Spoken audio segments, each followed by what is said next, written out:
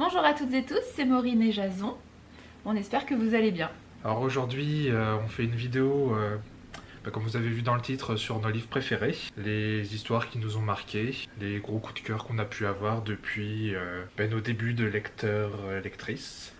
Au début, j'avais l'impression que ça allait être très compliqué de trouver des livres vraiment coup de cœur qui m'avaient marqué. Et en fait, ça a été dur de n'en sélectionner que 5 pour cette première vidéo. Oui, il y aura sûrement une deuxième, voire une plus, troisième, Ouais, puis à bon, l'occasion. plus on va lire, plus on va avoir de belles découvertes. Donc, Faut espérer, au fil parce des que si années- on oui, a que faut des espérer. déceptions, Ouais. Je sais pas toi, mais moi c'est quand même des lectures plutôt anciennes que je vais présenter là aujourd'hui. À part une qui date d'il y a 3-4 ans, mais sinon c'est... Oui, moi aussi. Ça remonte quand même. Il n'y en a aucune dont j'ai parlé sur Instagram ou dont j'ai fait de post parce que ça remonte à avant que j'ai un compte Insta. Et oui, ça remonte certaines à facile 10 voire plus, 10 ans voire plus. Donc, Moi aussi. ouais.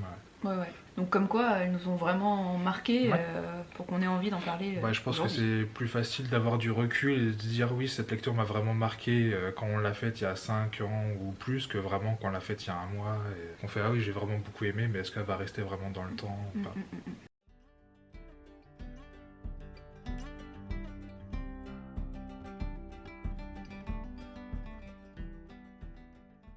Du coup, moi j'ai commencé avec des livres que je n'ai pas.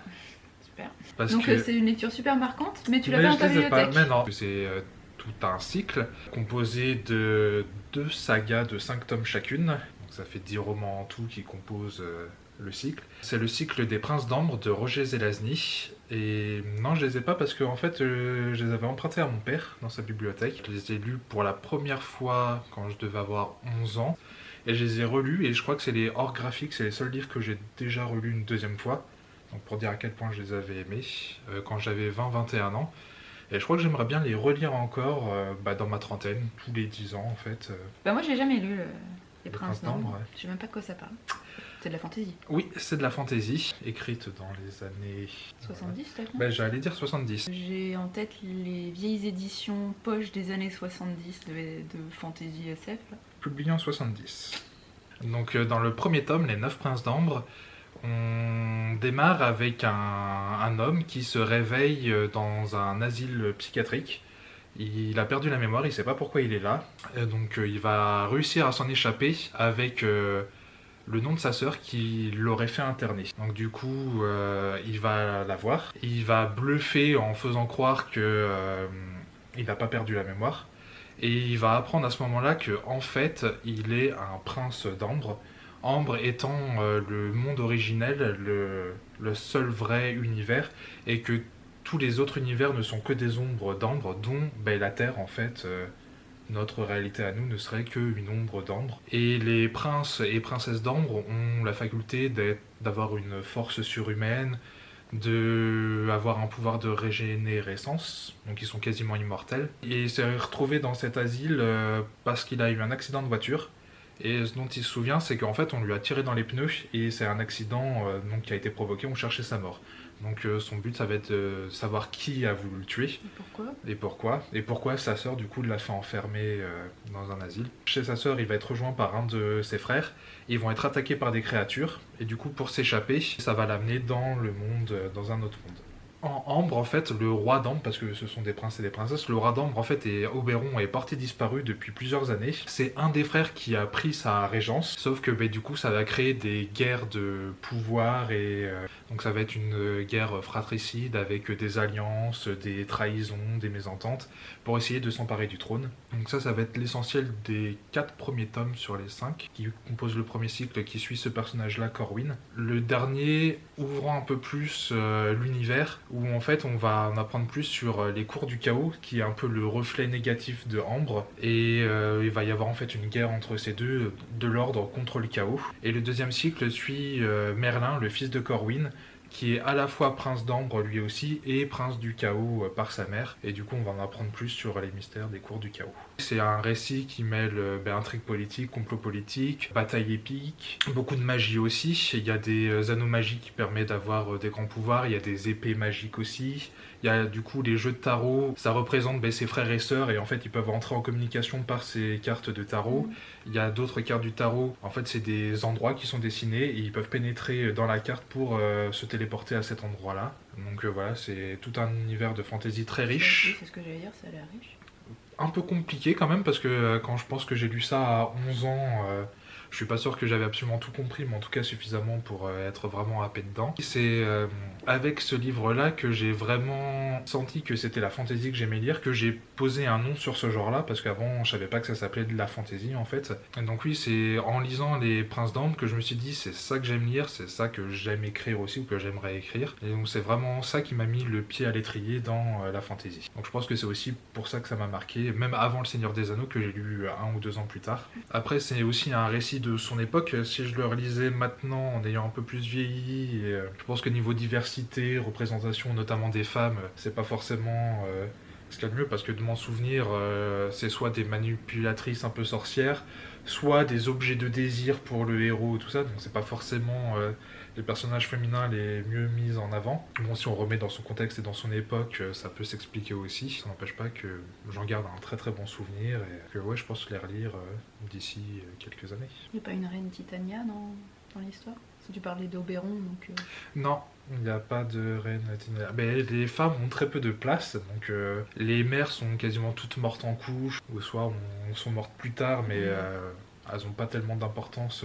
Et les princesses elles peuvent être des alliés, mais ont des plus petits rôles que les hommes la plupart du temps. Ouais, tu disais les cours obscurs, tout ça, Le chaos Oberon, contre l'ordre, ouais. ça fait penser un peu aux cours féeriques, vraiment le folklore. Je pense qu'il y a une inspiration. Ouais. Bon, J'ai l'impression d'en avoir très mal parlé, mais... Non, mais c'est assez intriguant, ça a l'air assez compliqué, mais en tout cas, ouais, un univers riche. Ouais. Moi, je les avais lus dans les 5 tomes séparés, dans les vieilles éditions de mon père, chez De Noël, je crois. Mais ça a été republié il n'y a pas très très longtemps, il y a 2-3 ans, peut-être un tout petit peu plus.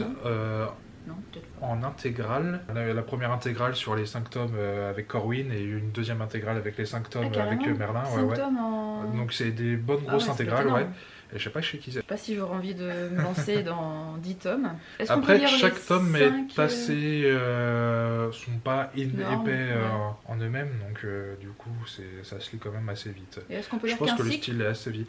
Alors, on peut se contenter juste du cycle de Corwin, mais il y a quand même quelques réponses, notamment sur les cours du chaos ou sur les conflits originels entre l'ordre et le chaos, qui trouvent plus de réponses dans le cycle de Merlin, où lui il a vraiment les pieds entre les deux. Oui, voilà, entre les deux. Par contre, ne lire que le cycle de Merlin, je pense qu'on loupe pas mal de trucs. Et ça a jamais été adapté, ça, ni en série, non, ni en graphique? j'aurais énormément... je crois qu'il y a eu, parce que ça s'y prêterait plutôt pas en BD, un début d'adaptation en BD, mais je crois que c'est pas allé très très loin, ça a dû adapter le premier tome, mais ça n'a pas trouvé, ça n'a pas rencontré son succès, ouais, donc du coup, je pense que ça a été vite abandonné, il doit y avoir peut-être 2 tomes en BD de sortie, je sais pas beaucoup plus. Ouais, ça s'y prêterait pas mal, je pense. J'avoue que pendant tout un temps, parce que ma sœur les a lus aussi et est assez fan aussi, et on fantasmait un peu de adaptation au cinéma ou en série télé. Bah pourquoi pas, il est bien d'une là qui est sortie, ouais, tout à fait. Pourquoi pas, hein. À moi, alors moi je vais passer par un classique vraiment hyper connu, aucun rapport avec Les Princes d'Ambre. J'ai envie de vous parler d'Orgueil et Préjugés de Jane Austen évidemment. Et c'est quoi cette édition? Motif? Je connais pas. Moi non plus. Et c'est rigolo cette édition, la petite subtilité, c'est que Préjugés, il n'y a pas de S dans cette traduction.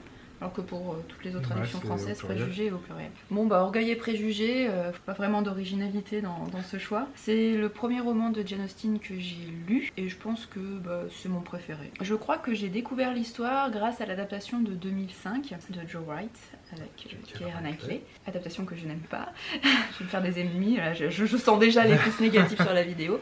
Enfin, je l'aime pas. C'est parce que j'aime pas déjà Keira Knightley, non mais c'est sûr. J'aime bien visuellement, je trouve qu'il y a un petit aspect presque pré-raphaélite dans les tenues, la couleur, enfin c'est plutôt joli, la musique est sympa. Mais par contre, niveau fidélité au bouquin, à l'ambiance et aux personnages, voilà. Mais en même temps, c'est comme ça que j'ai découvert l'histoire et c'est ce qui m'a donné envie d'aller lire le bouquin. Ceux qui n'ont pas lu le bouquin et qui n'ont pas vu les adaptations, ça peut peut-être être une bonne porte d'entrée. On va suivre l'histoire de la famille Bennett, donc monsieur et madame Bennett, qui ont 5 filles. Et dans cette société régence de la toute fin du XVIIIe siècle, début XIXe siècle en Angleterre, être une femme, c'est très compliqué. Dans la petite noblesse anglaise, quand on est une femme, on peut pas hériter de son père. Donc là, les 5 filles, malheureusement, pour qu'elles puissent s'élever dans la société et qu'elles puissent ne pas finir à la rue, la seule solution, c'est de faire un mariage, et si possible un beau mariage. Donc Madame Bennett, son seul but dans la vie, c'est de marier ses 5 filles. La tranquillité de la famille Bennett va être un petit peu mise à l'épreuve avec l'arrivée dans le voisinage d'un nouveau propriétaire qui s'appelle Charles Bingley. Et ce Charles Bingley est un très beau jeune homme, riche jeune homme, et il est célibataire. Il vient s'installer avec ses 2 sœurs, enfin il vient s'installer, en tout cas ils viennent pour l'été avec ses 2 sœurs, dans une des maisons à côté de la famille Bennett. Donc Madame Bennett, quand elle apprend ça, elle a qu'une idée, à nouveau une idée en tête, c'est de marier une de ses filles à Charles Bingley. Et donc il faut absolument que la famille Bennett soit présentée au Bingley. Ce qui va se passer lors d'un bal de village, et lors de ce bal, on va découvrir le meilleur ami de Charles Bingley, qui n'est autre que Monsieur Darcy, le célèbre Monsieur Darcy. Va s'en suivre une scène assez connue où Darcy va refuser de danser avec une des filles Bennett, puisqu'il la trouve tout juste passable, donc pas assez bien pour lui. J'ai oublié de vous dire que les 5 sœurs Bennett sont Jane, Elizabeth, dite Lizzie, Marie, Catherine dite Kitty et Lydia. Jane, c'est vraiment l'aînée qui est belle, qui est douce, qui est blonde, d'un caractère vraiment égal. Bon, c'est la fierté de sa mère et elle compte vraiment sur elle pour faire un très beau mariage. Et Jane va tomber amoureuse de Charles Bingley et ça va être réciproque. Malheureusement, Darcy va considérer que la famille Bennett n'est pas assez bien pour son ami Bingley, donc il va tout faire pour séparer les 2 amoureux. Et en parallèle, Darcy, qui avait jugé Elizabeth, donc Lizzie tout juste passable au début, va finalement tomber un peu sous son charme, mais va s'en défendre absolument. Et là aussi, il y a une scène célèbre où il la demande en mariage et voilà, je ne vous en dis pas bien plus. En tout cas, Elizabeth Bennet, je pense que ça fait partie de mes héroïnes littéraires préférées. C'est une héroïne qui a beaucoup de répartie, qui en même temps, on peut la considérer un petit peu rebelle pour son temps, mais elle sait quand même rester à sa place. Enfin, je veux dire, elle danse pas sur les tables et voilà, on est quand même dans la société anglaise de la fin du 18e, début 19e, donc bon, c'est une rebelle sage, on va dire. Hein. Mais justement, j'aime bien ce côté, tout est dans la répartie, dans l'ironie. L'évolution de l'histoire entre Elizabeth et Darcy, c'est une évolution que je trouve assez réaliste et que j'aime bien. On peut malheureusement aujourd'hui qualifier les romans de Jane Austen de romance historique, ce que je trouve absolument scandaleux. Pour moi, on peut pas se contenter de dire que c'est de la romance, puisque Jane Austen, à la base, faisait un portrait assez piquant de la société qu'elle connaissait, dans laquelle elle évoluait. Donc c'est vraiment un portrait très réaliste et très ironique de cette petite noblesse anglaise de la fin du 18e, début 19e siècle. C'est bourré d'ironie et donc c'est bien plus profond à mon goût que la simple romance historique. Elle parle surtout de la place de ces femmes qui, à l'époque, n'existaient que par un homme, soit un père, un frère, un mari. Donc voilà, il y a un petit côté très piquant et très ironique sur la société de l'époque. Et moi, c'est ça que je retiens de l'écriture et des histoires de Jane Austen. Alors que c'est vrai que la postérité, t'as l'impression qu'ils ont gardé vraiment que cette relation entre Darcy et Elizabeth et qui a été déclinée après dans plein d'autres romances sur le même modèle, mais que oui. Alors que c'est beaucoup plus que juste ça. Bah toi qui as vu que les adaptations, donc celle de 2005 et celle de 1995, donc de la BBC, que personnellement je préfère très largement, même si visuellement, c'est vrai que ça a un peu vieilli, l'image, la couleur. Ouais, mais je trouve que niveau en tout cas mise en place du contexte des personnages et l'évolution de cette relation, je trouve que c'est beaucoup plus perceptible dans la version 95 que dans la version 2005. Déjà c'est beaucoup plus long. Oui, c'est ce que j'allais dire, ils ont beaucoup plus de temps pour vraiment tout développer. C'est en 5 épisodes, donc ça dure au moins 5 ou 6 heures, donc effectivement. Mais même niveau fidélité historique dans les costumes, la bienséance, c'est beaucoup plus flagrant dans la version 95 que dans la version 2005. Après, avec notre œil très 2022, dans l'image et dans la modernité, peut-être qu'on serait plus proche d'une version 2005. Moi, je voudrais juste lire la toute première phrase du premier chapitre. Ah ouais, j'aime pas trop cette traduction.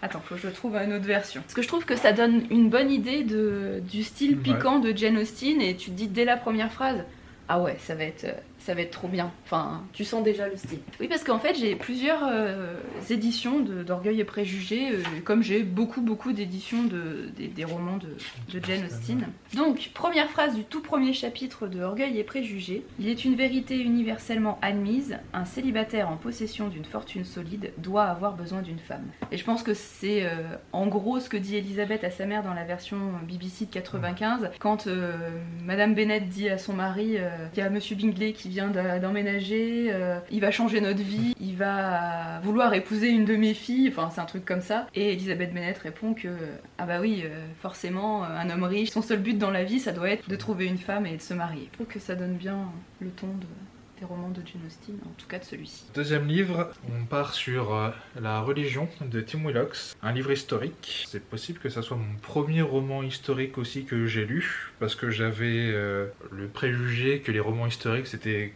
des cours d'histoire et que j'allais me faire chier, quoi, que j'allais m'ennuyer. Ça m'a fait revoir tous mes a priori, oui, à propos des livres historiques. Donc La religion, de quoi ça parle? On suit Matthias Tannhauser, un mercenaire qui fait des petits trafics d'opium, de vente d'armes, qui va être recruté par une comtesse française, Carla la Pénautier, qui va l'engager pour qu'il l'aide à retrouver son fils illégitime qu'elle a eu dans sa jeunesse avec un membre du clergé. Donc forcément, ils n'ont pas le droit d'avoir des enfants. Et donc c'est pour ça que l'enfant lui a été enlevé et qu'elle n'a plus de nouvelles. Assez juste qu'il se trouverait sur l'île de Malte. Donc du coup, elle l'a engagé, Matthias Tannhauser et son compagnon d'armes Bors, pour essayer de retrouver son fils. Sauf que mauvais timing, quand ils arrivent sur l'île de Malte, ils se retrouvent très vite entourés par les navires ottomans du sultan Soliman le Magnifique, qui va en fait assiéger l'île de Malte. Je regardais en quelle année ça se passait, oui. parce que t'as pas précisé. Ça se passe au XVIe siècle. Voilà, Soliman le Magnifique. Qui est sultan des Ottomans, qui va assiéger l'île de Malte parce qu'il n'a qu'une seule envie, c'est de réduire à néant les chevaliers de l'ordre de Malte, qui s'appellent eux-mêmes la religion, et qui sont très proches en fait des Templiers. Donc ça se passe en 1565, c'est un siège qui a vraiment eu lieu. Ça va être une quête pour retrouver dans cette île, dans les dédales de la ville, le fils que Carla aurait eu plus jeune. Ça va être en même temps des batailles épiques parce que derrière leur rempart, ils sont, je crois, 1000 chevaliers contre 10 000 soldats ottomans. Et dans tout ça, en plus, vient se rajouter un petit grain de sable, un inquisiteur qui vient en fait sur l'île de Malte pour essayer de rallier l'ordre des chevaliers de Malte au pape, parce qu'ils ont eu tendance au cours des années, des décennies et des siècles à prendre un peu leur indépendance du pouvoir papal, et du coup lui il a pour mission d'essayer de soit éliminer les chefs de l'ordre pour pouvoir en fait ramener dans le giron du pape cet ordre qui a pris un peu trop d'indépendance. Pourquoi j'ai autant aimé ce livre? C'est d'abord pour son personnage principal, Matthias Tannhauser. Il est d'autant plus intéressant parce que c'est en fait le pont entre les deux cultures, entre la culture chrétienne et la culture musulmane, entre la culture européenne et la culture arabe. Dans le prologue qui est magnifique, c'est un prologue qui m'a marqué. Il travaille avec son père, il est encore enfant, il travaille avec son père qui est forgeron. Ils sont en train de forger une lame en pleine nuit. Ce processus de forge, c'est presque un processus alchimique avec la plume de Tim Willox qui a écrit La Religion. Il a vraiment un style magnifique et du coup c'est presque poétique, presque une œuvre alchimique quand il forge cette lame. Pendant qu'ils sont en train de faire la lame, il y a des soldats ottomans qui arrivent et qui vont massacrer sa famille et qui vont capturer Matthias Tannhäuser et qui vont en faire un esclave et un janissaire. Donc les janissaires c'était des esclaves européens capturés par les musulmans et qui vont être endoctrinés en fait pour servir de fantassins dans l'armée ottomane. Donc il va grandir, vieillir en tant que soldat ottoman jusqu'à pouvoir s'en échapper et retrouver sa liberté. Du coup il a vraiment cet aperçu de la culture ottomane et musulmane. Il en voit les pires côtés et les meilleurs côtés, pareil pour le monde européen et chrétien. Donc c'est vraiment la passerelle entre ces deux mondes qui nous fait voir le meilleur et le pire de ces deux cultures et de ces deux religions. Les autres personnages secondaires sont tout aussi bien travaillés et passionnants. Il y a Borst notamment, le compagnon d'armes de Matthias, qui est une sorte de Porthos, c'est le bon vivant, qui aime bien boire, qui aime bien manger. J'ai tellement l'image de Depardieu dans le masque de fer en Porthos que... Alors un peu plus beau gosse peut-être, mais voilà, c'est le même principe. Il aime beaucoup picoler, d'ailleurs les deux aiment bien boire, aiment bien manger. Mais surtout Bors, ils aiment bien la bonne chair, oui, ils aiment bien le sexe aussi, parce qu'il va y avoir aussi quelques scènes de sexe assez torrides dans le roman. Il y a aussi Carla la Penotier qui est peut-être plus en retrait, mais plus réservée dans son personnage, mais aussi très beau. Elle va se retrouver à essayer de soigner les civils pendant ce siège, parce que va y avoir des scènes de bataille aussi monumentales et épiques.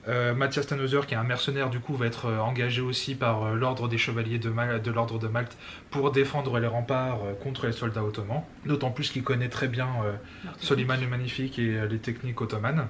Donc on va assister à des batailles épiques, mais en même temps ultra réalistes, ça tranche vraiment dans la chair, très violent, très prenant. Il y a une écriture aussi qui est vraiment prenante, parfois très poétique, parfois très crue.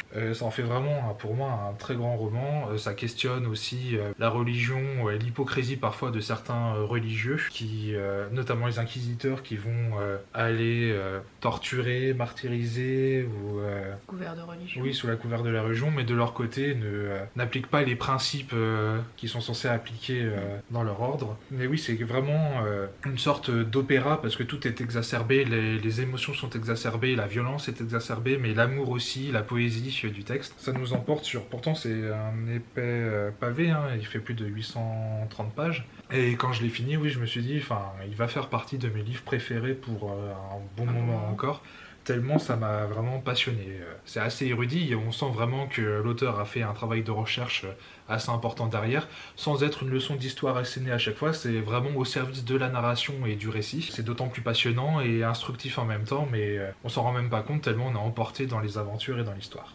Alors moi je l'ai lu. Ah oui, c'est vrai que... En 2017. Et j'ai quasiment aucun souvenir. Ah ouais. Je me souviens par contre de scènes de bataille très violentes et très réalistes. Je pense que j'avais trouvé que c'était bien écrit, mais à mon avis je l'ai pas lu au bon moment, j'avais l'esprit occupé par autre chose, donc c'est pour ça qu'il m'a pas marqué. Un roman historique, tu préfères Les Piliers de la Terre, non? Oui, que j'ai hésité à présenter aujourd'hui, je voulais le présenter dans une autre vidéo, bon bah voilà, t'as spoilé, je le présenterai pas dans une autre vidéo, tant pis. Si. Surtout que moi je l'ai toujours pas lu, je l'ai dans ma palle mais toujours pas lu. Ouais, j'ai préféré Les Piliers de la Terre de Ken Follett, qui là pour le coup m'a emporté, je me souviens à l'époque on dit pas trop, si tu le présentes dans une prochaine vidéo... Mais je lisais 100 pages par jour, tellement, ce qui ne m'arrive jamais. Hein. D'habitude, je lis 20 pages. Là, je lisais une centaine de pages par jour. Justement, pour faire la transition un peu avec le côté religion, je voulais vous parler d'un livre que j'ai lu, je sais pas quel âge j'avais, j'étais ado. Sauf que je ne me souviens absolument pas du résumé, mais je sais qu'il m'a énormément marqué. C'est le premier tome des Descendants de Merlin, qui s'appelle Vren. C'est de Irène Radford et c'est aux éditions Point Fantasy, donc collection qui n'existe plus. Hein. C'est pas une super belle couverture, enfin en tout cas c'est pas très représentatif de ce qu'on va trouver dedans. Disons que la couverture reprend un peu le mythe arthurien, mais c'est vrai que c'est pas tant centré sur Arthur. Il y a un chevalier qui a une épée. En tout cas, c'est un titre qui parle de légendes arthuriennes. C'était mon grand dada quand j'étais adolescente. Au début, je voulais vous présenter l'Enchanteur de Barjavel, qui a été un de mes gros coups de cœur quand j'étais ado. Je vous en parlerai dans une autre vidéo. Mais bref, après avoir lu l'Enchanteur, j'avais envie de lire d'autres livres des légendes arthuriennes. Et lorsque je faisais un tour en librairie, c'est le titre qui m'a intriguée.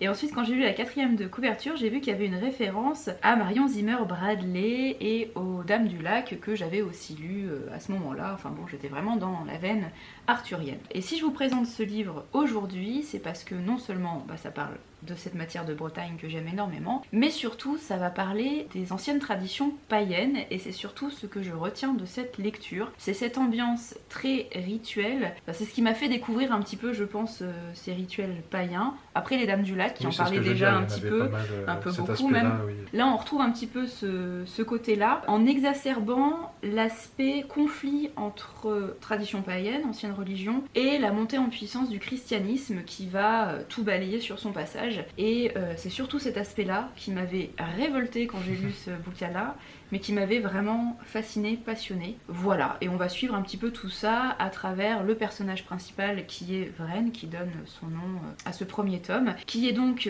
la fille de Merlin et d'une des grandes prêtresses de la déesse Dana, donc de la grande déesse, et qui va, je ne sais plus comment, mais toucher du doigt la religion chrétienne, peut-être avec Guenièvre ou un truc comme ça, qui est dans les mythes arthuriens vraiment la figure féminine qui découvre la religion chrétienne et qui va porter le visage chrétien dans les légendes arthuriennes, et qui est pas forcément très sympathique à cause de ça notamment. Je préfère largement la Guenièvre de Kaamelott. C'est plus des impressions et des sentiments que je garde de cette lecture, notamment voilà, ces grandes thématiques autour du conflit ancienne nouvelle religion. Et alors, petite anecdote, je me souviens la première fois que j'ai lu ce bouquin, je l'ai lu en écoutant un album d'Apocalyptica qui s'appelle Reflection, je crois. Donc Apocalyptica qui est un groupe finlandais qui joue ce sont des membres qui jouent du violoncelle mais version un peu métal. Et là l'album Reflection c'est vraiment un album entièrement instrumental, ou quasiment, et avec une tendance un peu épique, et je trouvais que ça se mariait mais super bien à la lecture, et donc maintenant définitivement ce livre sera relié à cet album d'Apocalyptica. Et puis c'est une trilogie, mais les tomes suivants en fait c'est à une époque différente à chaque fois et d'autres personnages. Voilà, les descendants en fait à chaque fois, d'où le titre de la série. Et j'ai lu les 2 tomes suivants, je pense qu'ils étaient un peu moins bons quand même. Le premier c'était vraiment le meilleur. J'ai presque envie de le relire en écoutant encore Apocalyptica, ouais, pourquoi pas. Va falloir l'écouter en boucle, parce que c'est quand même un bouquin qui fait 800 pages. Oui, c'est pas des petits romans qu'on va présenter. Ouais, on présente d'assez gros pavés. En même temps, je trouve que, à part un pour moi, je trouve que pour vraiment être marqué par une ambiance, par des personnages, c'est plus facile quand c'est un gros roman. Après, il y a des auteurs qui sont très très doués pour... Le format court et c'est percutant. Et c'est percutant en peu de pages. En tout cas, oui, moi je présente que soit des cycles longs de 10 tomes, soit des gros pavés, oui. Moi quasiment, à part un, qui pour le coup est un des livres qui m'a le plus marqué. Juste, j'ai oublié de dire, parce que je m'en souviens en fait après. Ce qui m'avait marqué dans ce livre-là, et qui fait aussi que je l'ai beaucoup aimé, c'est que les personnages sont surtout des personnages féminins, et que ce sont des personnages qui sont quand même assez forts. Maintenant, je me dis, en y réfléchissant, finalement ce sont des personnages féminins forts, mais auxquels on fait vivre des choses assez atroces. Je pense qu'il y a quand même des scènes de viol dedans. En fait, en relisant la 4e, là, Vraine, l'héroïne, est mariée de force à un seigneur qu'elle a pas choisi. Donc tu vois le côté féministe, et en même temps, pour que ces femmes se révèlent et révèlent leur force et leur pouvoir, on leur fait vivre des trucs assez durs. Mais bon, à l'époque, j'ai adoré, ça m'avait vraiment fait très forte impression. Donc livre préféré suivant, on repart sur de la fantasy avec Le Nom du Vent de Patrick Rothfuss, qui est le tome 1 des Chroniques du Tueur de Roi. Je rigole parce que... on sait toujours pas pourquoi ça s'appelle comme ça, oui, effectivement. Après avoir lu... parce que du coup, c'est le premier tome. Il y a le 2e tome qui est sorti aussi, La Peur du Sage, en français c'est sorti en 2 parties, et le tome 3 se fait toujours attendre 15 ans après la sortie du premier tome. Donc c'est une sorte de George R.R. Martin bis, c'est chez Brajlon, magnifique couverture de Marc Simonetti. Les tomes suivants aussi sont très belles, mais celle-là m'avait énormément marqué, je la trouve vraiment magnifique. Ça commence dans une auberge, dans un petit patelin perdu au milieu de nulle part. Il y a un barde qui arrive dans cette auberge, qui s'appelle Chroniqueur, et qui porte très bien son nom parce qu'il chronique la vie et les portraits de personnages illustres, et il est à la recherche d'un homme Gvot, qui est une sorte de mythe. En fait, c'est un héros qui a vécu mille et une aventures, et du coup, il veut que Gvot lui raconte sa vie. Et il va s'avérer que Gvot est l'aubergiste en question, et pourtant, c'est un aubergiste qui paye pas de mine, vraiment... on sent qu'il a vécu, mais pas... Enfin, il a pas l'allure d'un héros. Personnage lambda. Oui, voilà, oui, vraiment commun. À force de marchandage, il va finir par raconter sa vie, mais vraiment en partant de sa très tendre enfance jusqu'à pourquoi il en est arrivé là. Et commence alors le deuxième récit dans la jeunesse de Gvot, en sachant que ça va être un peu un récit imbriqué. Le tronc principal du Nom du Vent, c'est quand même cette jeunesse de Gvot, mais avec de temps en temps des retours dans le présent, parce qu'il se passe aussi des événements étranges, et il y a des sortes de créatures ou l'obscurité qui pénètre dans le pays. Donc il va y avoir aussi une intrigue dans le présent, mais le gros quand même du roman, c'est la jeunesse de Gvot. On commence avec Gvot, qui fait partie des Zedemaru, je crois, qui est une sorte de peuple itinérant, des gens du voyage, qui jouent de la musique, font du théâtre. Il a été repéré, Gvot, par un arcaniste, donc une sorte de magicien alchimiste, parce qu'il a beaucoup de talent pour retenir les choses, pour apprendre. Donc il lui enseigne pas mal de choses et lui prédestine à un grand avenir, notamment il veut lui faire intégrer l'académie, l'université pardon. Sauf que toute sa famille et tout son peuple vont être tués et massacrés par une espèce mythique, magique, mi-démon, mi-vampire, les Chandrians. Et du coup Gvot va se retrouver à la rue dans une mégapole un peu sordide, vraiment. Il va se retrouver gamin des rues, à essayer de survivre au jour le jour pendant des années, avec comme but d'intégrer un jour l'université pour apprendre la magie, et pour en apprendre plus sur les Chandrians, et pour pouvoir se venger et venger sa famille. Le Nom du Vent, ça regroupe un peu plein de choses de la fantasy qu'on a déjà pu lire. Enfin, c'est pas fou d'originalité en soi. Ça apprend un peu tout ce qui marche dans la fantasy. Il y a un petit côté peut-être Robin Hood avec l'Assassin Royal, avec cette enfance et cet apprentissage au fur et à mesure. Il y a un côté Harry Potter aussi, un Harry Potter peut-être plus adulte, quand il va intégrer l'université, parce qu'il va vraiment y avoir cette partie apprentissage de cours, apprentissage de la magie, avec des profs très particuliers, notamment des profs qui veulent prendre en grippe lui en particulier, qui rappelle un peu Rogue. Il va aussi se faire des ennemis parmi les élèves qui peuvent aussi rappeler la relation entre Harry et Draco. Ouais. Il y a un petit côté fantasy urbaine mais médiévale, avec ce côté à la Oliver Twist où justement il est gamin des rues à essayer de survivre au jour le jour. Toutes ces différentes parties sont en fait mélangées et arrivent à en faire un tout, avec sa propre personnalité, avec sa propre patte, et qui arrive à être extrêmement prenant, notamment grâce à l'écriture de Patrick Rothfuss, que je trouve très poétique. Je me souviens, je l'ai pris en librairie, j'ai lu le prologue, et le prologue fait juste un peu plus d'une page, et qui va juste nous parler du silence, des différentes formes de silence, et ça m'a énormément marqué, et j'ai su que j'allais adorer ce roman. Ça n'a pas trompé, parce que je l'ai vraiment adoré, c'est un de mes romans de fantasy préférés. Oui, il y a vraiment une écriture à la fois poétique, vraiment envoûtante, très prenante. C'est pas épique en diable, c'est pas bourré d'action, c'est pas nerveux. C'est assez posé, assez lent, mais avec quand même quelques moments d'action de temps en temps qui viennent rebooster le tout. Il y a des personnages aussi assez incroyables. Gvot, il est tout de suite ultra attachant. Et en même temps un peu... Et un peu agaçant en même temps, parce que il est pétri de talent, et en même temps, il le sait. Donc il a ce petit côté arrogant et très imbu de lui-même. Notamment, je me souviens de la scène où il va voir le conseil de l'université pour savoir s'il peut être intégré ou pas. Et c'est des sortes d'entretiens, en sachant que l'entrée à l'université est payante. Et lui, il est fauché. Donc il va essayer avec plein de petites astuces, de marchandage, d'espièglerie, il va réussir à négocier son entrée dans l'université. Mais oui, il a un petit côté arrogant, mais à la fois qui est très piquant et très intéressant à suivre, en même temps un petit peu agaçant, mais du genre qu'on aime détester. Moi, je trouve qu'il est quand même plus attachant. Oui, clairement, oui. Ouais. Il y a certains passages, notamment le massacre de sa famille, par exemple. Effectivement, c'est très très bien écrit. On ressent vraiment les choses, quoi. Et j'aime bien aussi tous les passages liés à la musique. Oui. Parce qu'il est musicien, C'est toi qui en parles, c'est pas Pardon. moi. Et je trouve que c'est... Oui, parce que très beau. il est très doué aux luttes pour gagner sa vie quand il est à l'université, pour pouvoir payer sa chambre et son droit d'admission à l'école. Il va notamment jouer du luth dans un bar où il va rencontrer une fille qui va être un peu son love interest pendant Très toute une partie, cette fille. pendant On sait toute une rien partie sur du roman. On en apprend un peu plus dans le deuxième tome, j'ai pour pas le lu coup. Donc il va jouer souvent de la musique, et c'est vrai que la musique a un rôle important.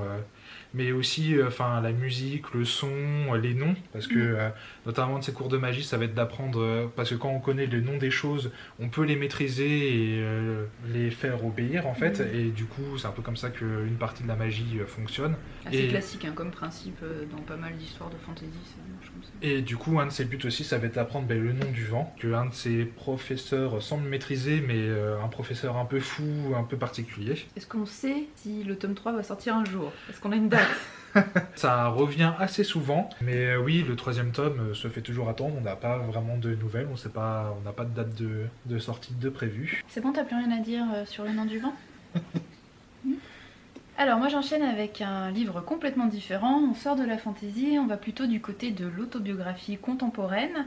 C'est un livre que j'ai découvert en 2017-2018 et c'est un livre qui a vraiment marqué un tournant dans ma vie, mais dans ma vie perso. Et c'est un livre qui compte beaucoup pour moi aujourd'hui, parce qu'il représente un petit peu une partie de ce que je suis. C'est Wild de Cheryl Strayed aux éditions 10-18. Donc on va suivre l'histoire de Cheryl Strayed. Elle nous explique que sur un coup de tête, elle est partie faire une randonnée sur le PCT, qu'on traduit en français Chemin des Crêtes du Pacifique. Donc c'est un chemin de randonnée qui relie le Mexique au Canada.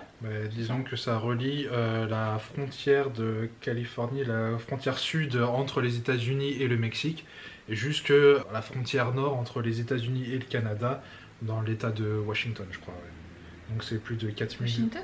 L'État de Washington, pas la ville. Ah, pardon.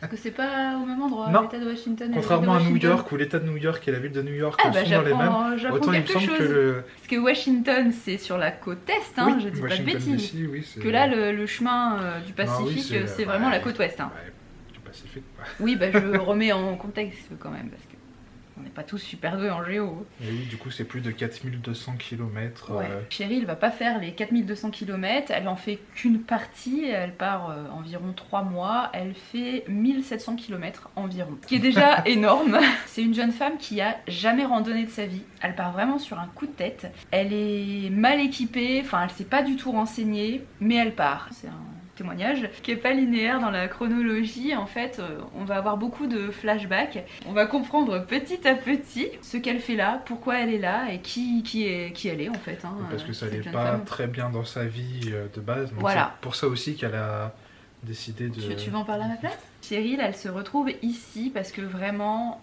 elle a eu envie de tout plaquer, ça allait plus du tout dans sa vie. On découvre que c'est une ancienne junkie. Sa relation amoureuse, ça allait pas du tout. Et surtout, ce qu'on voit, je trouve beaucoup dans le film, c'est qu'elle vient de perdre sa mère d'un cancer. Sa mère qu'elle adorait. Donc vraiment, Cheryl, ça va plus du tout. Donc sur un coup de tête, elle décide de faire cette randonnée. Et ce que j'ai préféré dans ce livre, c'est vraiment tout ce qui a trait à la randonnée, à la difficulté de la marche, mais aussi à tout l'apaisement, toute la sérénité qu'on va pouvoir trouver chaque jour en partant le matin, en mettant ses chaussures et en sentant le poids du sac sur son dos. Et je me souviens de la première scène avec son sac. Parce que comme elle n'est pas du tout préparée, je pense qu'elle a 30 kilos sur le dos, un truc comme ça. Ce qui est énorme, hein. Si vous partez en randonnée, il ne faut pas prendre ça, si vous n'y arriverez pas. Hein. Et donc les premiers jours, mais elle fait à peine 5 km, ou peut-être 10, mais en tout cas elle peine énormément. Et puis petit à petit, elle va avoir une routine, petit à petit elle va se débarrasser d'objets, de trucs. Mais ouais, on voit vraiment ce quotidien de la randonnée et toutes les difficultés qu'on peut connaître. Notamment quand on bivouac. Bon, nous on n'a jamais encore testé ça. C'est ce que je veux dire, elle part vraiment juste toute seule avec son sac à dos. Et... sa tente, son réchaud, une casserole, de la nourriture déshydratée. Enfin vraiment elle part au milieu de nulle part. C'est un sentier de randonnée qui passe dans les montagnes, dans des vallées, etc. Elle va croiser un crotal, des fois puma ou ours, je sais pas. Enfin bon, vraiment la nature sauvage, il y a vraiment rien. Il y a juste des fois où il y a des points un petit peu de chute, Oui. où elle s'est envoyée des colis petit à petit pour qu'elle puisse les récupérer. Elle va croiser des gens petit à petit qui font le PCT, mais bon, c'est quand même une aventure solitaire qui va la reconstruire, qui va lui apporter énormément. C'est un livre qui me touche beaucoup, qui m'a beaucoup apporté aussi, parce que c'est, je pense, ce livre-là qui m'a donné envie de partir en randonnée. Alors pas en bivouac, mais en tout cas de marcher une vingtaine... Pas autant de kilomètres. non, pas autant de kilomètres, mais de marcher une vingtaine, 25 kilomètres par jour. Ce qu'elle nous raconte, ce qu'elle ressent pendant sa randonnée, j'ai eu l'impression de le ressentir moi aussi quand on randonne, cet apaisement, ce côté où en fait tu mets un pied devant l'autre et il n'y a plus que ça qui compte si tu veux. Voilà, t'as l'esprit apaisé. Ouais, je sais pas comment expliquer ça. En tout cas, ceux qui randonnent, je pense, comprendront un petit peu ce qu'on peut ressentir. Et si vous randonnez pas, je vous invite à le faire, parce que, et notamment en solo, même si j'aime beaucoup randonner avec toi, j'avoue que la randonnée solo c'est encore autre chose, parce que comme on est seul avec soi-même, avec ses pensées, avec ses problèmes, etc., on trouve un vrai apaisement à marcher, à faire plusieurs kilomètres en ayant que cet objectif en tête. Finalement, ça règle beaucoup de soucis, ça soulage beaucoup de choses, et on trouve des réponses à nos questions, à nos problèmes, juste en randonnant. Et apparemment, scientifiquement, c'est prouvé que la marche aide à l'inspiration, à la concentration, et permet de résoudre des problèmes. Moi, du coup, j'ai vu que le film qui a été adapté avec Reese Witherspoon, que j'aime beaucoup. Elle est excellente dans le film. Je trouve que c'est l'actrice parfaite pour ce rôle-là. Ouais. Et j'avais énormément aimé. J'aime beaucoup ce réalisateur-là aussi, qui a un sens du montage et de la réalisation assez particulier, mais très découpé, et souvent avec des sauts dans le temps, des ellipses, des flashbacks, qui va très bien avec, a priori va très bien avec le livre que j'ai pas lu. Mais oui, c'était vraiment une expérience très forte cinématographique. Ouais. Par contre, j'ai lu la BD Americana de Luke Healy, qui est un artiste irlandais, qui aussi a lu justement Wild et vu le film, et c'est ça qui lui a inspiré, enfin qui lui a donné l'envie de faire le PCT lui aussi. Et du coup, c'est ce qu'il raconte dans Americana, son expérience à lui du PCT. Et on retrouve beaucoup aussi de sensations que je suppose on retrouve dans Wild de la marche, quoi, sur des kilomètres et des kilomètres, toutes les sensations, tous les ressentis, la beauté des paysages, mais aussi l'euphorie de marcher, qu'on peut ressentir au bout d'un moment, et en même temps parfois les galères, les blessures, les petits bobos, mais qui prennent parfois une importance énorme parce que t'es tout seul, t'as pas de quoi te soigner. La faim, la soif. Je me souviens d'une scène, je suis pas sûre qu'elle soit dans le film, mais dans le bouquin, où elle se retrouve, elle a plus d'eau. Et en fait, elle comptait sur un point normalement qui était là, et en fait, il a asséché. Vraiment, mais elle est au bord de la mort, quoi, parce que je pense qu'elle a la langue gonflée, enfin vraiment. Et ça m'a beaucoup marqué comme scène. Est-ce que ça t'a donné envie de faire le PCT, toi? Bah ouais. Alors pas en entier, et je suis pas sûre d'être apte à le faire, enfin prête en tout cas. Parce que bon, le bivouac, pour le coup là, oui. Niveau dangerosité avec les animaux sauvages et tout, enfin je sais pas si je serais capable de faire ça. Avec les possibles mauvaises rencontres aussi, il y a un passage aussi qui était un peu angoissant dans le film, je me souviens. Qui est aussi présent dans le bouquin. Elle rencontre deux hommes. Deux hommes, justement. Enfin, elle sent, son instinct lui dit que il faut qu'elle s'enfuit en fait, qu'elle change d'endroit parce qu'elle sent que il va lui arriver un truc. Donc bon, si on fait du bivouac, je pense qu'on commencera peut-être en France, dans des endroits un peu moins isolés, un peu moins compliqués. Mais c'est le genre d'expérience, j'aimerais bien vivre ça. Alors on va rester aux États-Unis, mais à une autre époque, avec les Lonesome Dove de Larry McMurtry, et c'est chez Gallmeister. Énorme pavé. En français, ça a été découpé en 2 tomes à cause de la taille, mais en VO, c'est vraiment qu'un seul tome. Alors, les Lonesome Dove, pour la petite anecdote, je les ai lus et découverts parce que Justin Cronin, l'auteur de Le Passage, un bouquin de fantastique, un peu SF aussi. J'avais adoré du coup Le Passage de Justin Cronin. Qui est aussi un énorme pavé. Qui est aussi un énorme pavé. Je crois que c'était entre la sortie du premier et du 2e tome, je ne sais plus dans quelle interview, mais on lui demandait ses livres préférés vraiment qui l'avaient marqué. Et il avait évoqué Lonesome Dove du coup. Et c'est comme ça que je me suis intéressé. C'est, je pense, le premier western du coup que j'ai lu. Et c'est ça qui m'a mis le pied à l'étrier de la littérature américaine, qui m'a donné cette fascination ou cette envie d'en découvrir toujours plus dans cette période de conquête de l'Ouest. On suit 2 cow-boys, Gus et Cole, enfin c'est Augustus McCrae et Woodrow Cole, donc qui vont être surnommés pendant tout le récit Gus et Cole, qui ont usé leur jeunesse en fait en tant que Texas Rangers, donc vraiment dans l'état du Texas et à la frontière mexicaine. Donc il y a tout un pan historique aussi qui est abordé. Ces deux hommes sont vieillissants. Pour leur dernier coup d'éclat, ils vont décider de réunir le plus gros bétail qu'ils peuvent. Donc en volant en partie du bétail aux terres mexicaines environnantes, parce qu'ils sont installés à Lonesome Dove pour finir leur vieux jour, et ils élèvent du bétail. Et souvent, il y a des petites guerres de territoire entre le bétail mexicain et le bétail américain. Eux, ils se font voler leur bétail par les Mexicains, donc quand ils viennent le récupérer, ils récupèrent leur bétail, mais ils prennent aussi des bêtes mexicaines. Et c'est à chaque fois comme ça, en fait, c'est un jeu où ils se volent chacun leur bétail. Et ils décident du coup, pour leur dernier gros coup d'éclat, de convoyer le plus gros bétail qu'ils peuvent jusqu'au Montana. Du sud du Texas, vraiment la frontière mexicaine, au nord du Montana, qui est aussi qui avoisine la frontière canadienne. Donc c'est vraiment toute une traversée des États-Unis, du sud au nord. Ils vont traverser des paysages aussi magnifiques, vraiment du désert aride ou plaine, où on a l'impression que c'est plat pendant des jours et en fait c'est extrêmement crevassé. Les chevaux peuvent facilement se blesser, les gens peuvent s'y cacher, les bandits ou les Comanches peuvent s'y cacher aussi pour tendre des embuscades, jusque aux plaines en fait du Montana où c'est encore des territoires un peu vierges et où on dit que le pâturage est extrêmement vert, donc c'est parfait pour le bétail, et où les terres sont à prendre pour qui veut, pour qui a le courage d'aller jusque là. Donc oui, ils vont traverser des paysages grandioses et c'est magnifiquement retranscrit dans la plume de Larry McMurtry. Et ils vont forcément traverser des tempêtes de sable, des tempêtes, un déluge pas possible. Ils vont faire des mauvaises rencontres avec des bandits, des criminels, des hors-la-loi et beaucoup de tribus indiennes, notamment les Comanches. Surtout qu'il y a un passif, eux, en tant que Texas Rangers, avec les tribus indiennes. Donc ils se connaissent, il y a des rivalités, il y a des animosités entre eux.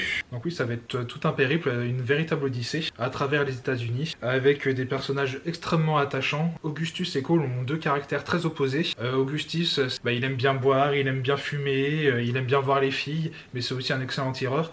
Et Cole est beaucoup plus rigide, mais aussi un très bon Texas Ranger, un très bon chef d'équipe. Et en fait, ils se complètent extrêmement bien, même si c'est un peu comme un vieux couple, ils ont tendance à chamailler un peu, mais en même temps, ils sont extrêmement fusionnels et complémentaires.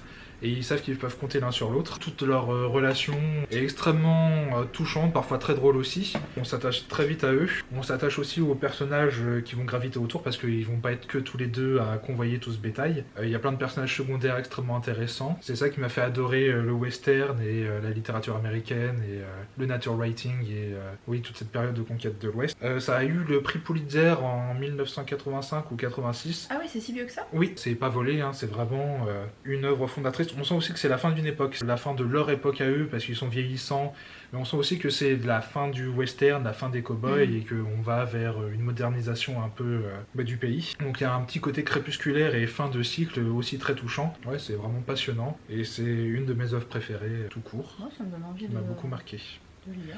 En sachant qu'il y a d'autres tomes dans le cycle de Lonesome Dove. Il y a La Marche du Mort et Lune Comanche qui se passent dans le passé, donc on revient sur la jeunesse de Gus et de Cole en tant que Texas Ranger. Et il y a, qui a été récemment traduit et qui est là tout juste sorti dans le format Totem, donc le format poche des éditions Gallmeister, c'est Les Rues de Laredo, qui se passe donc après Lonesome Dove et qui vient conclure le cycle, que je n'ai pas encore lu, c'est le seul que j'ai pas encore lu. Ah, t'as lu les précédents? Je les ai aussi, je les ai lus, La Marche du Mort et Lune Comanche, qui sont tout aussi passionnants, même si j'ai une petite préférence quand même pour Lonesome Dove. Je change de genre à nouveau, puisque cette fois je vais vous présenter un titre qu'on peut qualifier de SF, ouais. Science-fiction. Mais moi j'aime bien le conseiller aux gens qui pensent ne pas aimer la science-fiction, ou qui n'en lisent quasiment pas du tout, jamais, parce que c'est quand même assez léger en termes de science-fiction. On est surtout sur l'humain finalement. Oui. Et pour la petite anecdote, je pense que c'est un des très rares livres qui m'a fait pleurer. Et j'en garde un très très vif souvenir. Il m'a énormément marqué, vraiment vraiment. Il faudrait que je le relise, je pense. Un des plus beaux livres que j'ai pu lire. Pour le coup, moi j'ai pas pleuré, mais effectivement il est très touchant et très émouvant. Et je comprends, je comprends qu'effectivement on puisse lâcher sa petite larme parce que effectivement le côté humain, comme tu disais, est très mis en avant et c'est vraiment le personnage principal est très touchant. On arrête le suspense. Donc on parle des fleurs pour Algernon. Algernon. Je ne sais pas. Et l'auteur, c'est pareil, Daniel Keyes. Keyes, voilà. Aux éditions, j'ai lu Keyes. Bon, Daniel. Donc, ça parle de quoi? Ça parle de Charlie. Charlie qui est un homme qui est limité intellectuellement. Il a un QI assez faible. Ouais. Voilà, je sais pas comment le dire Il de façon politiquement correcte. Un handicap mental, Il a un retard mental qui fait que oui, il a un QI plus bas que la moyenne. Et il va être choisi par des scientifiques pour être le premier cobaye humain, puisque ces scientifiques ont mis au point une opération du cerveau sur une petite souris qui s'appelle donc Algernon, et cette opération a permis à la souris de voir son QI augmenter. Donc ils se disent, bah maintenant que ça a marché sur une souris, un animal, il faut bien qu'on teste sur un humain, donc on va prendre un cobaye humain, volontaire, plus ou moins volontaire, en sachant que bon, bah, comme il a un retard mental, je pense qu'il n'est pas complètement conscient de ce qu'on lui demande. Bah, déjà qu'on le voit dans sa vie de tous les jours, il se fait souvent avoir par ses voisins, ses proches, les commerçants. Donc, En fait, la petite spécificité de ce roman, c'est que c'est écrit sous forme de journaux intimes, de journal intime, le journal de Charlie. Donc les premières entrées de son journal, il n'a pas encore été opéré, et donc on découvre sa façon d'écrire, de parler, oralisante en fait, avec énormément de fautes d'orthographe. Et petit à petit, on va voir la forme qui évolue en même temps que le QI de Charlie se développe. Et ce qui est hyper touchant, c'est que lorsque Charlie évolue, il se rend compte, il prend conscience de ce qu'il a vécu depuis son enfance, des relations qu'il a avec les autres et de comment les autres l'ont traité depuis qu'il est enfant, et c'est hyper touchant. Et je sais pas si je peux aller jusqu'au moment où on va découvrir que l'opération sur Algernon commence à ne plus faire effet et que Algernon va retrouver le QI qu'elle avait auparavant et donc va décliner. Et donc Charlie, qui est devenu quelqu'un de très intelligent avec un QI vraiment au-dessus de la moyenne, et ben va prendre conscience que lui aussi va bientôt décliner et retrouver la vie qu'il avait avant. Et je m'arrête là, j'en dirai pas plus. Ce qui est hyper touchant, voilà, c'est ce que je vous disais, quand Charlie prend conscience de comment les autres l'ont traité, ça pose la question, est-ce que le bonheur est lié à une intelligence, à un QI? Est-ce que vraiment quand on est très intelligent, c'est vrai on est plus heureux?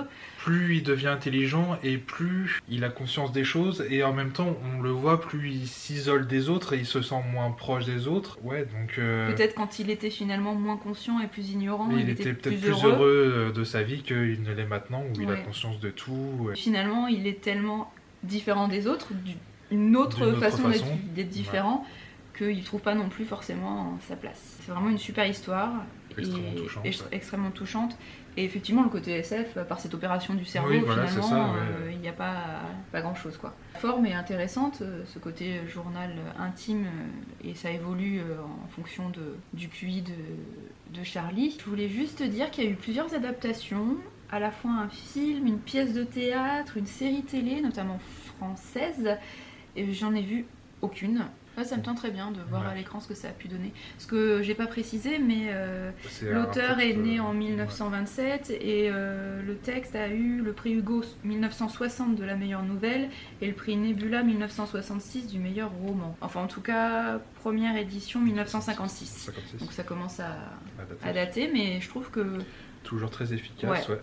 Toujours d'actualité, enfin vraiment très beau, je le conseille à tout le monde. Pour mes derniers livres préférés de cette vidéo, de cette édition-là, oui, tout à fait. Part cette fois-ci sur du graphique avec les tomes de Lock and Key de Joe Hill et Gabriel Rodriguez. Dans Lock and Key, on va suivre la famille Locke, du moins la mère et ses 3 enfants, qui après le décès et le meurtre du père, de façon très violente par des anciens élèves à lui, vont aller se réfugier dans la maison familiale et paternelle dans le comté de Lovecraft. Sauf que petite particularité de cette maison, elle abrite un nombre conséquent de clés qui ont des effets particuliers pour chacune. On a par exemple une clé où on ouvre une porte avec et on peut se rendre dans le lieu que l'on souhaite. Il y a une clé pour changer de genre, il y a une clé pour changer de taille, Il y a une clé de tête aussi où on peut l'insérer dans la nuque des gens, ça leur ouvre la tête et on a accès du coup à tous leurs souvenirs, toutes leurs émotions, toute leur imagination, leur inconscient, dans lesquels du coup on peut trafiquer. On peut par exemple, il y a le petit Bod qui va se mettre un livre de cuisine en fait dans la tête, qui va l'insérer dans sa tête ouverte, et du coup comme ça il va connaître toutes les recettes de cuisine du livre. Donc voilà, il y a plein d'effets plus ou moins dramatiques, plus ou moins importants, oui. Et autre élément, dans le jardin de la maison, dans un petit abri, il y a un puits, et au fond de ce puits, il y a une présence qui va parler au petit dernier de la famille, qui va lui demander de la délivrer. Sauf que cette présence a peut-être des intentions, et même très certainement des intentions... Oui, sans doute dès le début, oui, là, vu la tête... pas forcément très... bienveillante. Très bienveillante, oui, envers la famille Locke.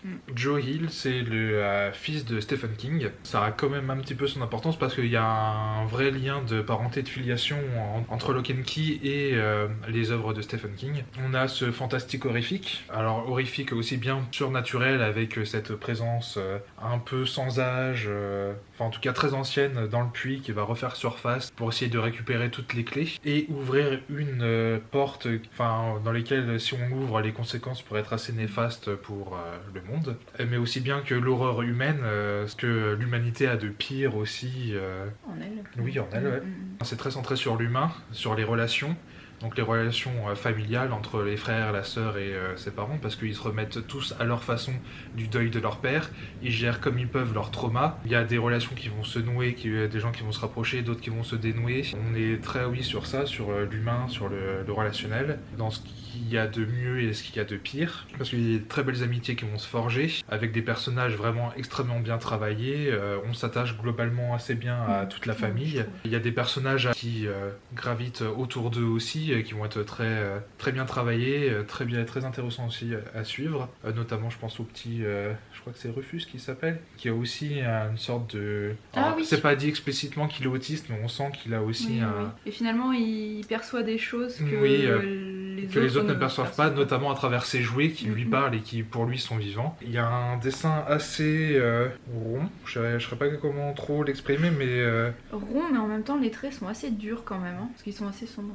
Oui, c'est aussi le ton de l'histoire et l'ambiance qui font que il y a des passages parfois un peu sombres et aussi assez trash, c'est pas à mettre entre toutes les mains. Non. Au moins adolescents les lecteurs. Vous connaissez peut-être parce que ça a été adapté par Netflix. Alors nous on l'a pas vu, déjà moi parce que j'ai vraiment très peur d'être déçu, parce que j'aime énormément les comics et du coup j'ai peur d'être déçu, et en plus des retours que j'en ai eu, a priori ça a été un petit peu édulcoré, aseptisé pour en faire une série un peu plus familiale, alors que dans les comics oui il y a vraiment une patte quand même étrange, fantastique et horrifique, très marquée. La première scène c'est quand même le meurtre du père. Et c'est assez graphique pour le coup. Oui, c'est traumatisant. Oui, et en même temps c'est pas juste trash pour être trash, il n'y a pas une gratuité non plus des effets. C'est réaliste. Oui, il y a une volonté de réalisme aussi, malgré tout le fantastique qui va être autour. Non, pour en venir au dessin, oui, je trouve qu'il y a vraiment une vraie patte graphique vachement intéressante, et avec une vraie maîtrise aussi du découpage. Ça prend vraiment aussi son ampleur, je trouve, à partir du second tome, mais il y a une vraie maîtrise narrative aussi de Joe Hill, qui fait que ça se lit et ça se dévore vraiment comme un très bon page-turner, à la fois extrêmement touchant, intelligent et un peu effrayant aussi. Et ça fait partie vraiment de mes comics préférés. Et j'ai un tatouage sur la nuque, c'est une clé qui se croise avec une branche. Et la clé, c'est notamment une référence à la série Lock and Key. J'ai pas mis de graphique dans ma sélection, enfin... En tout cas pas dans cette sélection, mais quand on en a parlé, effectivement, si j'avais dû mettre des graphiques aujourd'hui, c'est peut-être pas celui-là que j'aurais mis en priorité, mais en tout cas j'avais pensé à celui-ci aussi, parce que j'ai vraiment beaucoup aimé aussi.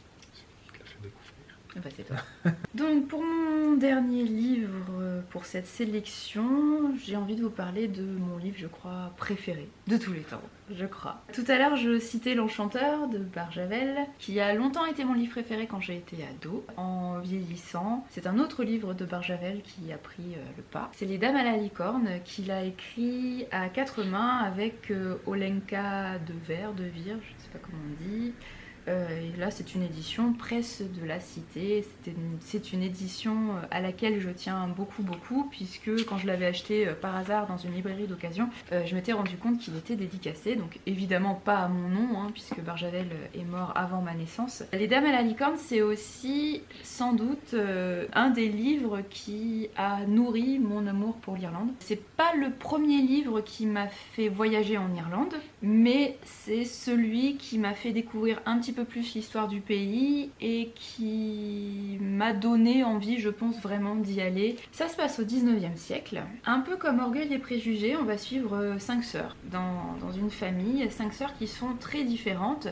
Mais on va surtout suivre l'une d'entre elles, celle du milieu, je crois. Elle s'appelle Griselda. Elle n'est pas rebelle, mais elle est assez indépendante, et assez libre. On découvre pas cette famille tout de suite sur cette petite île sur la côte ouest irlandaise. Les premiers chapitres peuvent être un petit peu déstabilisants puisqu'on va remonter au Moyen-Âge et on va découvrir l'histoire des ancêtres de Griselda et notamment d'une figure un peu merveilleuse, la licorne, qui aurait insufflé un peu de magie dans toute une famille, toute une lignée. Toute une lignée, voilà, j'ai perdu le mot. Ça peut donner l'impression que ça fait énumération les premiers chapitres puisqu'on passe vraiment de plusieurs générations rapidement et on retient rien, on se dit oh là là, où est-ce qu'on va, ouais, ça sert à quoi tout ça, mais on va le comprendre, ça a son importance derrière. Même si Griselda c'est vraiment l'héroïne principale, finalement on va pas voir que son histoire à elle et on va découvrir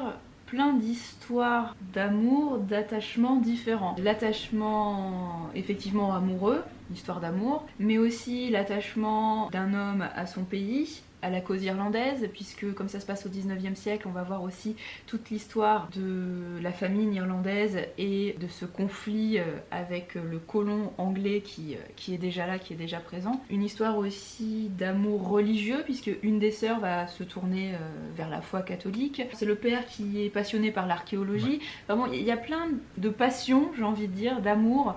Et puis l'amour pour cette terre et oui, cette île, voilà. qui a aussi une part de merveilleux en elle. Ouais, c'est vrai que j'ai pas parlé du merveilleux. C'est vraiment très très très léger, mais ça fait partie des romans merveilleux de Barjavel. On a une créature, un renard, qui semble ne pas vieillir, qui semble ne pas avoir d'âge, Wagou, qui est baptisé Wagou par les filles, et qui est là, qui passe sur l'île. À chaque fois qu'il y a un événement important, il est pas loin. Et qui leur parle. Ouais, il semble leur parler. Enfin non, il parle à la gouvernante. À la gouvernante, ça ouais, à la cuisinière gouvernante. Qui elle aussi... Un petit côté un peu sorcière, ouais. C'est vraiment très très très léger. Hein. Après, on voit il y a aussi fantômes l'histoire des fantômes, oui, voilà. Mais c'est pareil, c'est assez léger, mais ça insuffle la magie irlandaise, je trouve, qui est toujours présente partout, dans la terre, dans les vieilles pierres, dans le vent, etc.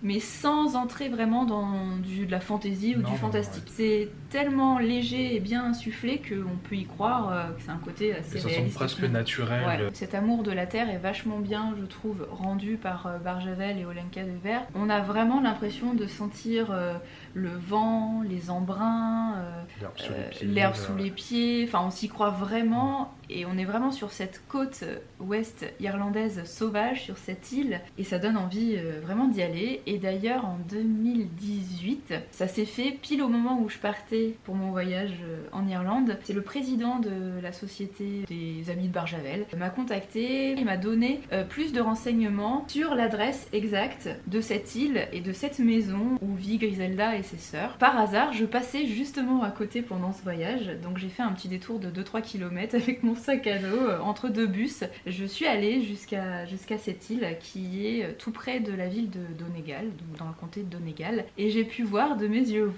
cette petite île et cette maison qui est toujours présente, puisque c'est un peu la magie de cette histoire. Je spoile pas trop parce que c'est écrit dans la 4e de couverture, mais Olenka de Vire nous dit que l'histoire qu'elle raconte ici, c'est l'histoire de ses ancêtres, donc Griselda aurait véritablement existé. Alors on y croit ou pas, en tout cas le lieu existe et j'étais hyper émue, c'était hyper émouvant de voir cette petite île battue par les vents avec cette maison. Malheureusement elle était fermée Elle est plus habitée, je pense que c'est une sorte d'hôtel. Il y avait personne, donc j'ai pas pu la visiter, j'ai pas pu passer la digue et aller sur l'île, mais en tout cas je me suis arrêtée au portail et je l'ai vue et c'était vraiment super émouvant. Ça a participé vraiment, ce livre, à mon amour de l'Irlande, à ma découverte un peu plus détaillée de l'histoire irlandaise du 19e siècle, la famine et le conflit. Oui, parce que ça a aussi une place très importante. Ça a une place importante. Notamment dans son histoire d'amour de Griselda. Ouais.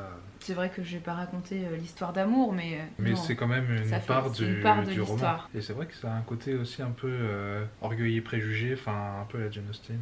Avec les 5 sœurs. C'est ça, moi je me demande si c'est pas un peu une référence. La mère en plus des 5 sœurs et ils ont un peu les mêmes personnalités. Ouais, les mêmes personnalités. Le père aussi qui est très attaché à ses filles, un peu comme Monsieur Bennett. Et Rudy qui est toujours dans sa bibliothèque. Il y a plein de clins d'œil. Moi j'ai envie d'y voir une référence à Orgueil et Préjugés.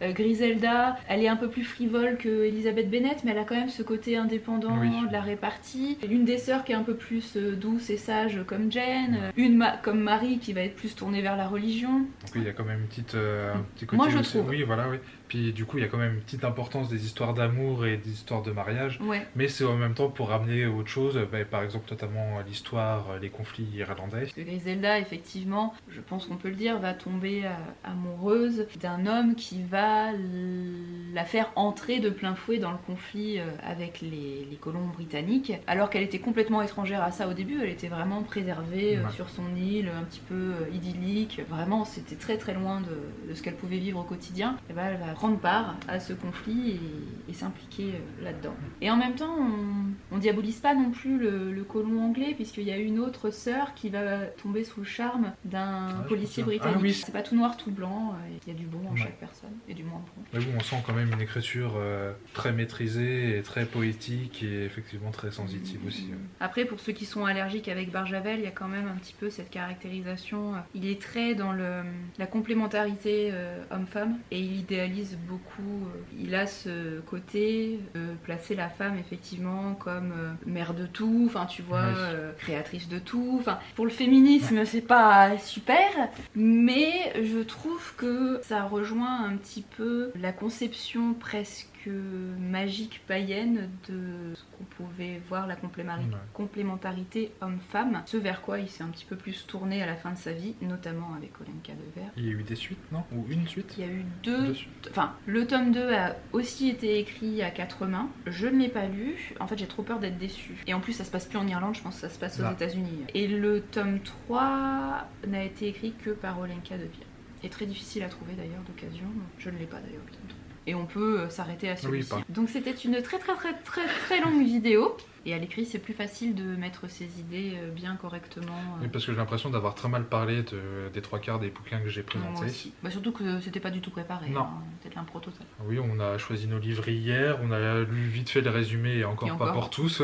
Et comme il y a certaines lectures qui remontent à 15 ans. J'espère que ça n'a pas été trop brouillon, approximatif, que c'était quand même un minimum intéressant. On peut faire au moins une partie 2, voire une partie 3, parce qu'il y a plein d'autres livres finalement dont j'aurais pu parler, qui ont marqué mon enfance, mon adolescence, ou là ces dernières années. Quelque temps on fera une deuxième vidéo. Merci d'avoir regardé jusque là. J'espère qu'il y a encore une ou deux personnes qui sont là. On vous souhaite de très très belles lectures et on vous dit à très bientôt, soit pour d'autres vidéos en duo, soit pour des vidéos juste avec moi. J'espère que ça vous ira quand même.